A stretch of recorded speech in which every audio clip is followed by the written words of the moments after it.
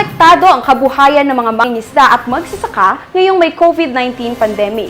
Kaya naman walang patid ang tulong ng lokal na pamahalaan sa mga nangangailangan. May balitang Tanzenyo si Ferdy Liagas.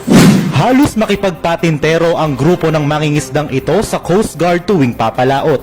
Bawal kasing mangisda ngayong may umiiraw na ECQ. Pinauwi kami ng Coast Guard. Hindi ko bawal daw.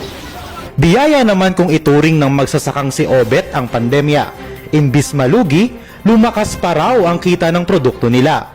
Pero may mensahe pa rin siya sa lokal na pamahalaan. Sana po ipagpatuloy niya yung ganitong pamamalakad, magandang pamamalakad po sa ating barangay. Ayon mismo kay Mayor Yuri A. Pacumio, tuloy-tuloy ang ayuda sa mga mamamayan. Katunayan, may tig 5 kilong bigas uli kada pamilya na ay pamahagi na raw ito sa bawat barangay. Na inihahanda kami ngayon at ibinababa na sa barangay para sa tig 5 kilos naman. Ang tanong, may iaayuda pa ba ang Tanza LGU sakaling ma-extend ulit ang ECQ? Kaya pa, sabi naman ng national government na binibigyan ng leeway ang local government unit para mag-realign ng budget. Para sa Balitang Tanzenyo, ako si Ferdy Liagas.